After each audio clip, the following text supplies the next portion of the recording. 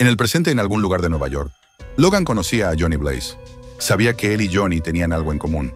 Una parte de ellos anhela compañía, pero suelen avanzar en solitario.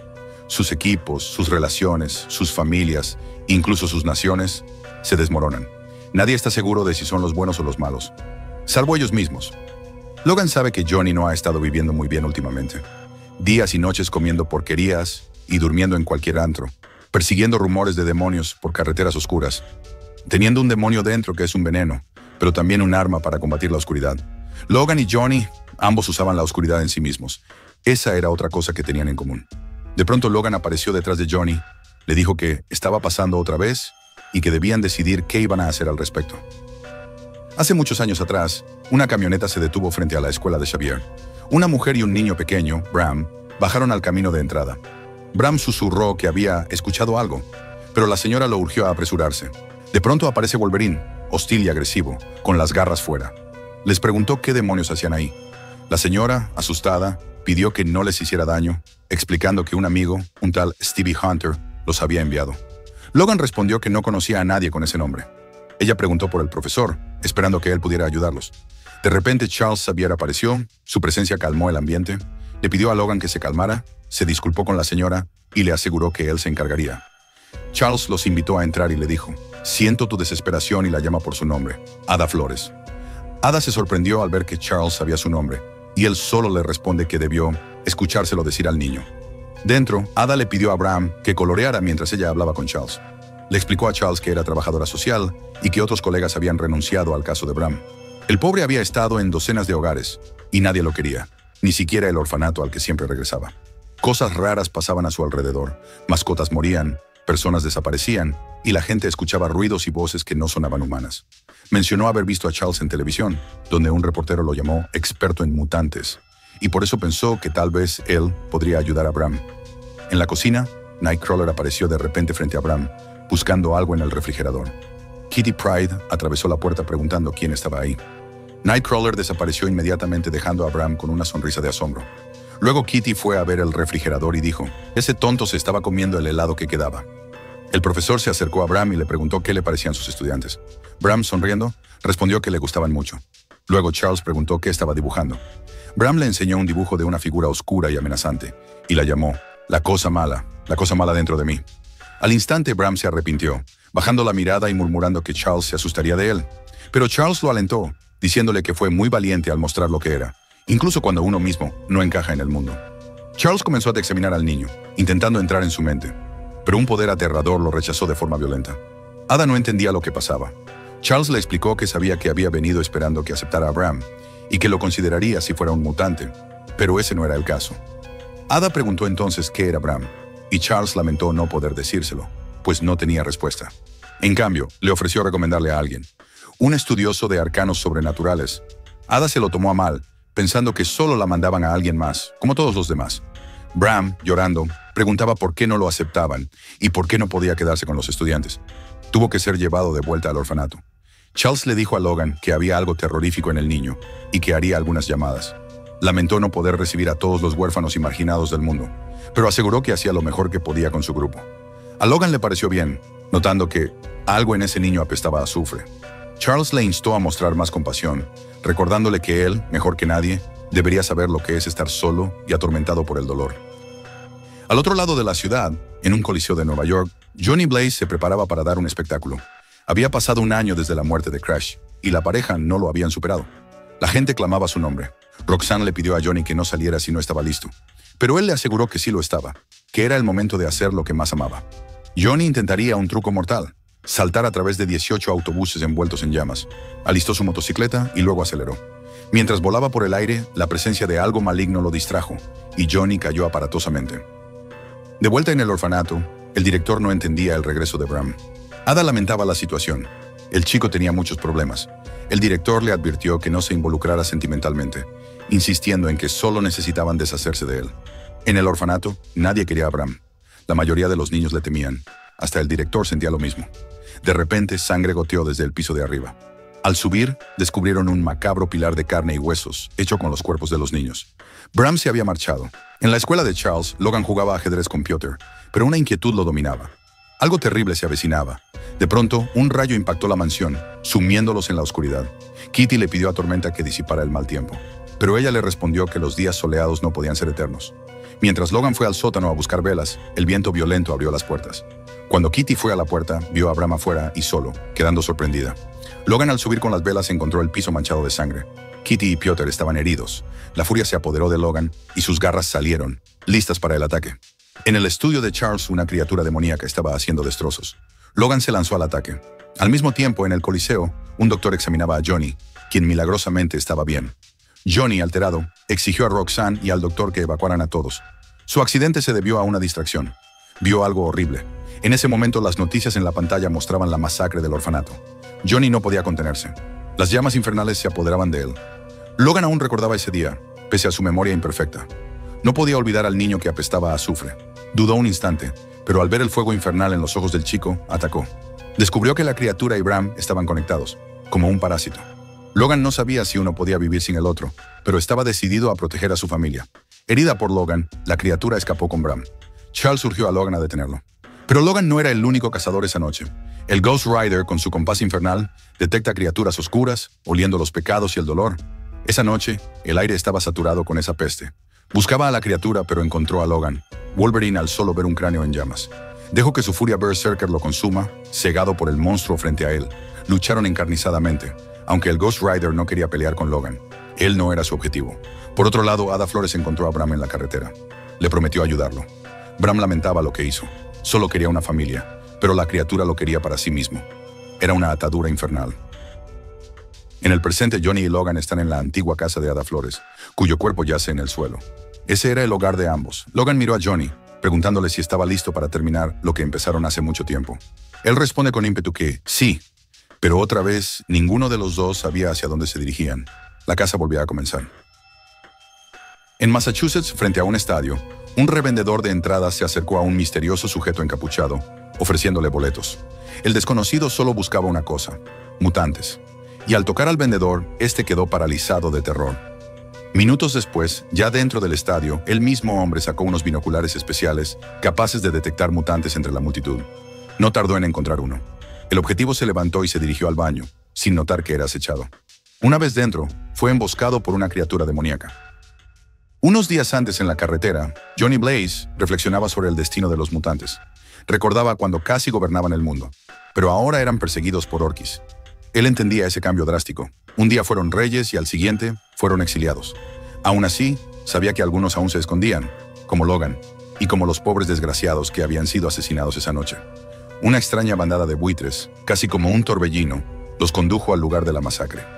Allí, Logan, con su olfato, notó que los cuerpos llevaban días expuestos al clima. Llegaban tarde, otra vez.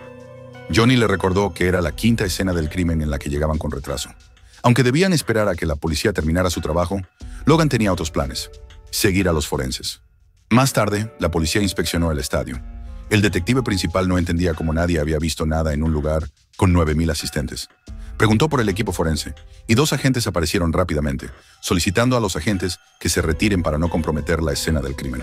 Eran Logan y Johnny disfrazados. Mientras examinaban la escena, Johnny sentía el peso de la tragedia.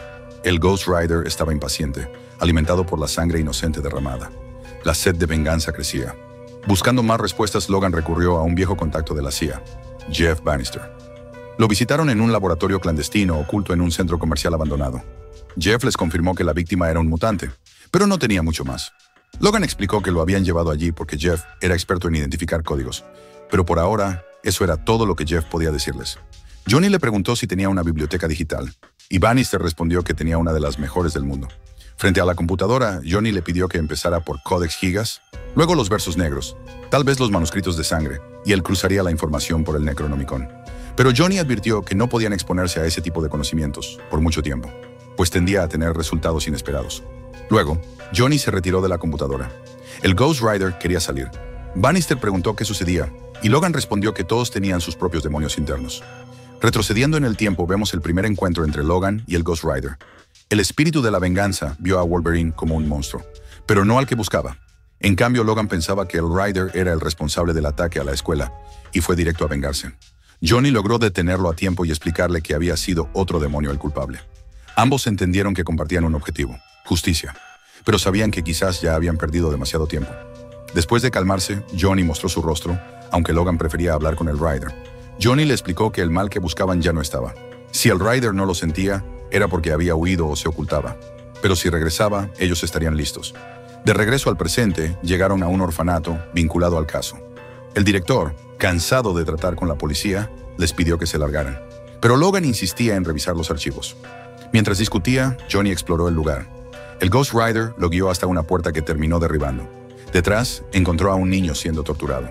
El chico explicó que los encerraban allí cuando se portaban mal. Johnny, furioso, le dijo que escapara, que no le gustaría lo que iba a pasar. En ese instante, el Ghost Rider desata su furia y toma el control. Logan advirtió al director que si él ya era problemático, el Rider era mucho peor. El espíritu lo encadenó y lo dejó colgando del techo.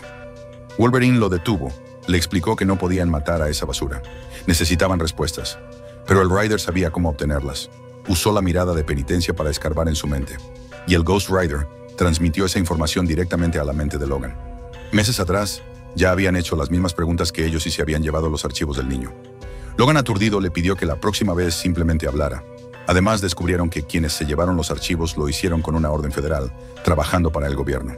Cuando Logan preguntó a qué agencia pertenecían, el Ghost Rider le dijo que su base actual estaba en un lugar que ambos conocían muy bien, la Espina Infernal, en Utah. Un lugar frágil donde las cosas se desbordan, perfecto para la investigación de Weapon Plus, del programa Fuego Infernal. Hace muchos años, Ada lleva a Bram a una casa de reposo. El muchacho se resistía, pero Ada le recordó las cosas malas que sucedían cuando no lo hacían, y Bram lo entendió. Dentro, un enfermero los recibió a cambio de un pago. Les explicó que presentarían a Bram a una paciente con Alzheimer que no había comido en 3 días y que esperaba que limpiaran después. Ada prometió que así sería. Tras el pago, Ada pidió a Bram que entrara en la habitación. Adentro, una anciana preguntó quién era. Antes de que pudiera decir más, fue envuelta en llamas infernales, y la habitación se llenó de sangre. Bram lo había hecho. Ada intentó reconfortarlo, asegurándole que había sido un buen muchacho. En el presente, Wolverine y el Ghost Rider sabían su próximo destino. Logan no tuvo otra opción que subirse a la moto del Ghost Rider, a pesar de saber que el viaje sería doloroso, como sentir 9 veces la gravedad terrestre. En poco tiempo, viajaron de Pensilvania a Kansas y luego a Utah, llegando a la Espina Infernal. El viaje los deja exhaustos. Una cámara cercana los identificó al instante. Dentro de las instalaciones, un personaje enigmático, el padre Pike, fue alertado de la llegada de Wolverine y Johnny. Al sacerdote solo le importaba el mutante. Paralelamente, Johnny había advertido a Jeff sobre los peligros de estudiar los arcanos demoníacos.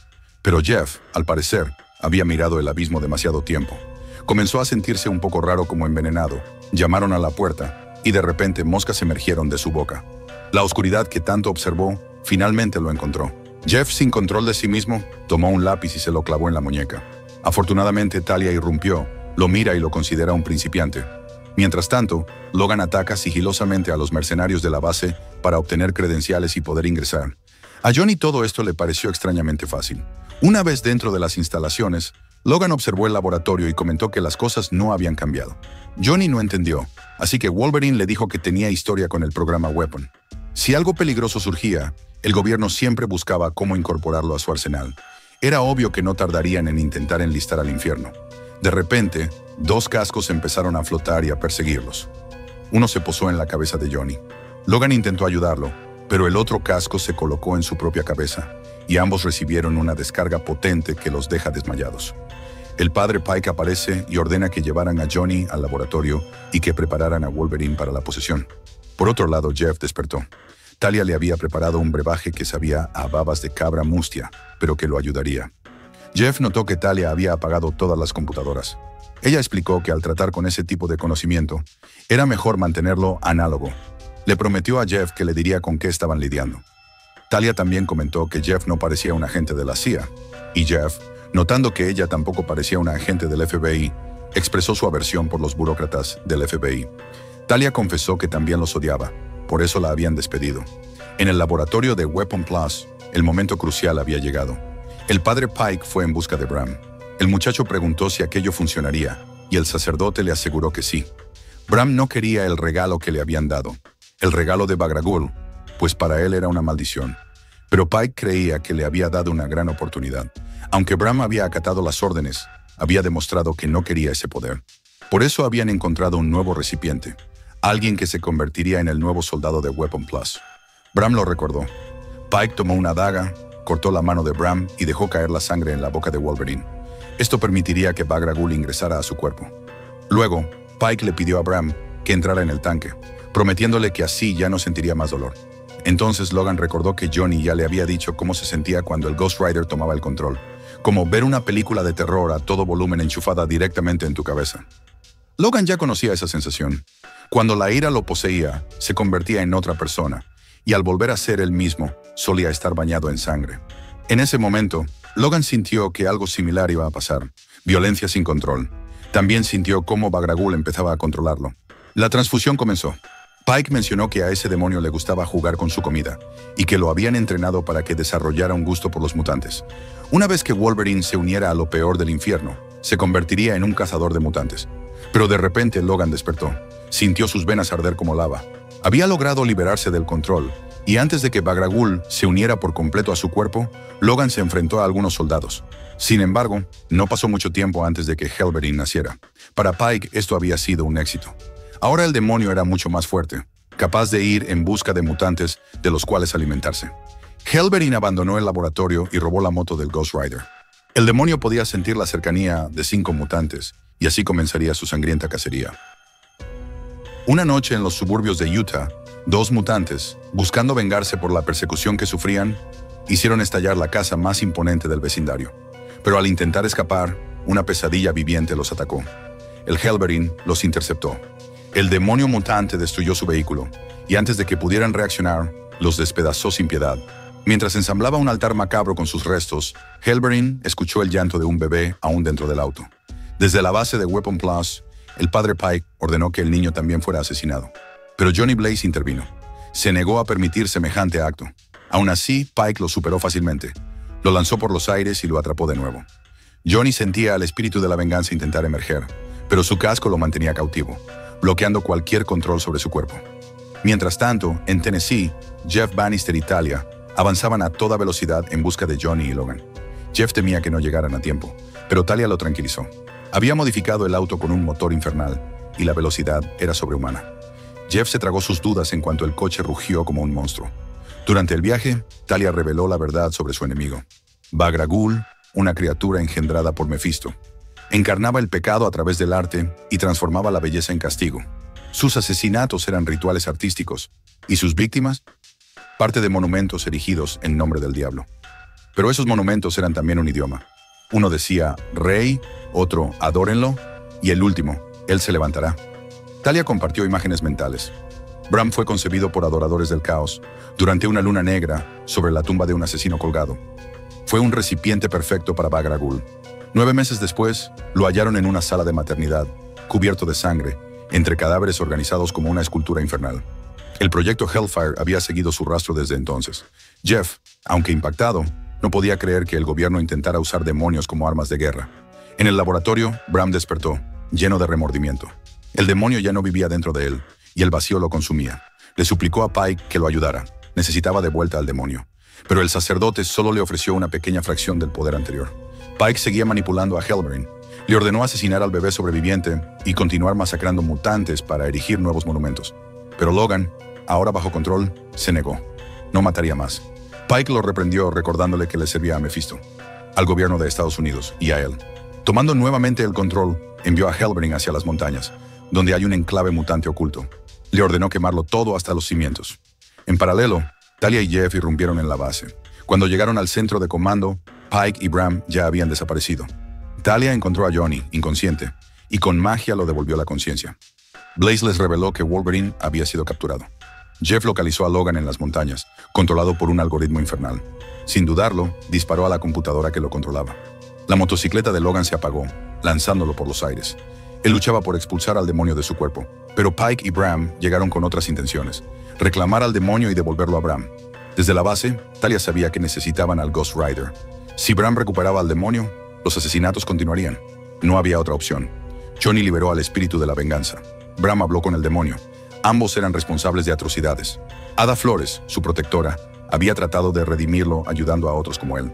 Pero cuando Pike apareció, Bag-Ragul tomó el control y asesinó tanto a Ada como a uno de los hombres de Pike, solo para demostrar su poder. Bram había pedido que los separaran del demonio, pero ahora, enfrentado a su vacío, suplicaba que regresara.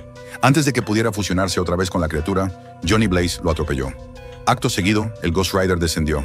Había perseguido a Bag-Ragul durante años, y esa noche lo enviaría de regreso al infierno. Y así se enfrentaron en una lucha infernal. El Rider advirtió a Logan. Sentía al demonio dentro de él, y si no lo expulsaba, sería arrastrado al infierno con él. Helbrin se levantó, deseando matar al Rider y erigir una escultura en su honor. Pero el espíritu de la venganza no sirve a nadie. Él es el castigo eterno. Instó a Logan a despertar, a dejar de ser esclavo de Mephisto. Pike, observando desde lejos, creía que ganaría. Pero Logan decidió rendirse. No seguiría luchando por un demonio. Pike, molesto, liberó a Bag-Ragul de su cuerpo e intentó devolvérselo a Bram, y cuando estaba a punto de lograrlo, Logan lo impide y absorbe de nuevo al demonio. El padre Pike le pide a Mephisto que se lo devuelva e intenta controlar a Logan otra vez. Pero Logan, aún herido, atravesó a Pike con sus garras y lo arrojó a un portal infernal. Sin embargo, Bram se arrojó hacia Logan y, fuera de control, absorbió nuevamente al demonio. Bram era el hogar de Bag-Ragul. Ambos mataron juntos y ahora ambos morirían juntos. En ese momento, el Ghost Rider actuó. Con la mirada de penitencia, condenó a Bram y Bag-Ragul al infierno. Al final solo quedó una estatua de barro fundido, un monumento tortuoso a su memoria. Johnny y Logan caen exhaustos. Por otro lado, Talia y Jeff incendiaron la base infernal. Ella sabía que eso era un crimen federal, pero Jeff no le daba importancia. Antes pensaba que lidiar con mutantes era un problema. Ahora sabía que ella y Johnny estaban a otro nivel de locura. Logan y Johnny conversaban. Habían perseguido a ese demonio por demasiado tiempo. Logan admitió que la primera vez que vio a Blaze, creyó que era un monstruo. Johnny lo confirmó. A veces, para cazar monstruos, hay que ser uno. Finalmente, en la tranquilidad del desierto, los buitres hurgaban entre los escombros, guiados por un hedor a muerte que se alzaba desde las profundidades. O al menos eso creían.